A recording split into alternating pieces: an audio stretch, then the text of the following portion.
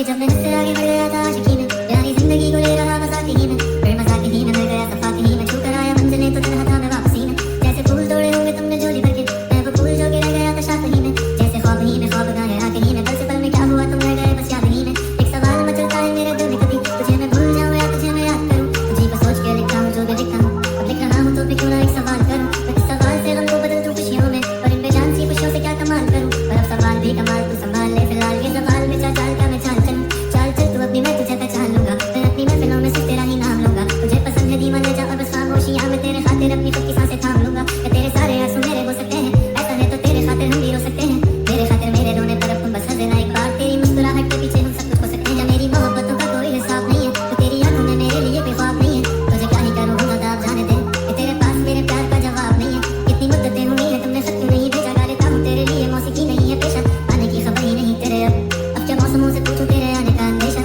आंखों में आंसू नहीं है, कहाँ है तू कहाँ तू नहीं है, दिल को ये अब जानना ही नहीं, बस चले तू है कहाँ।